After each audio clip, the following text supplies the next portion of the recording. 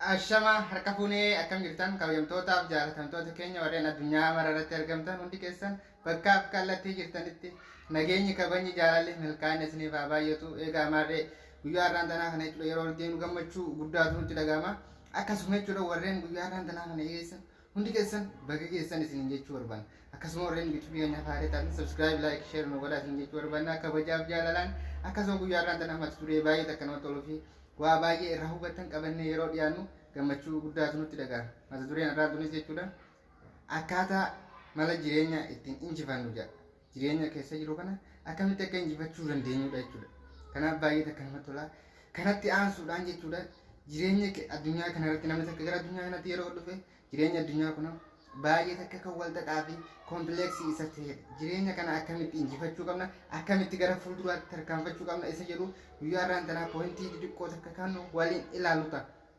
Jireenya ilma namaa jechuudha yoo baay'ee nutti cimu yoo fakkeenyaaf jechuudha qaawni milkaa'ina qaawni jireenya akka uraa liilmoodhaa jechuudha nutti xiqqaate nuti maal ta'uu qabna yeroo san akka kiirii ta'uu qabna. Kiirii jechuun wanta liilmee keessa darbu sun jechuudha. Wanta uraa liilmoo keessa darbu sun itti ta'uu qabna jechuudha. Jireenya bifa sanii keessa tarkaanfachuu qabna.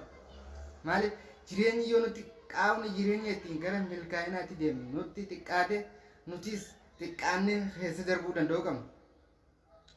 Qaawni ittiin milkaa'inatti deemnu nutti xiqqaate jennee nuti taa'uu qabna. Yoo nuti teenye milkaa'inni keenyaas achuma ta'a. Kanaaf gara qaawa milkaa'inaa san rakkoo si dhuftu hundaa obsaan fudhattee itti tarkaanfachuu danda'uu qabda.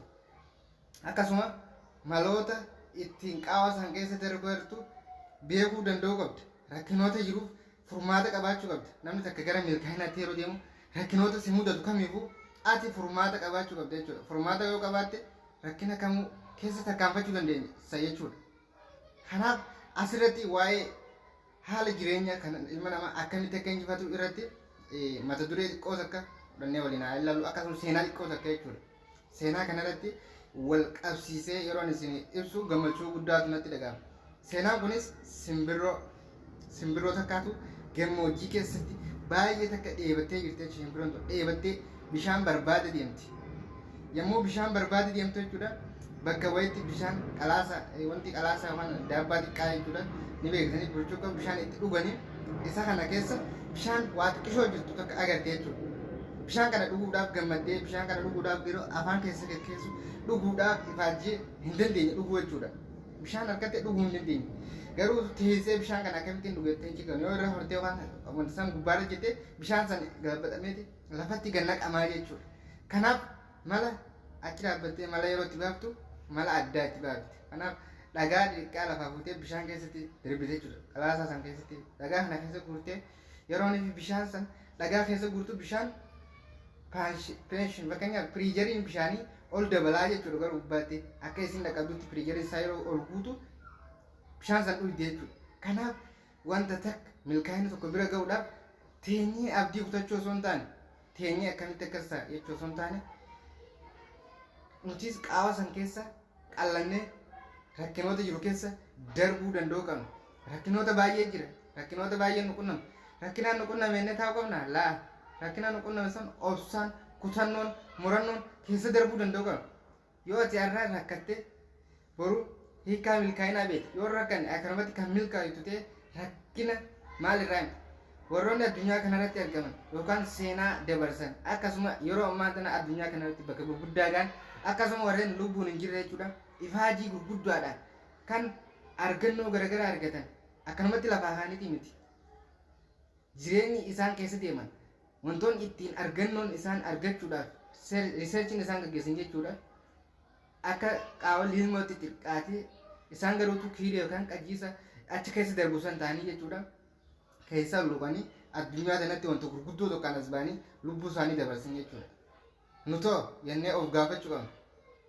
Moo jireenyi nu rakkise, moo wanti sun nu rakkise, dalagaan tokko nu rakkise jennee of booda deebuu qabna? Laa niver deebuu qabna jechuudha. Niver dhiiga aappeenii gara fuulduraatti tarkaanfachuu qabna malee hammam feete rakkatus, hammam feete dheebettus, hammam feete beeloytus jireenya kee keessatti wanta silaa gochuudhaaf keessi kee qabdu onneen ta'e qabdu dirqama gochuu danda'uu qabda.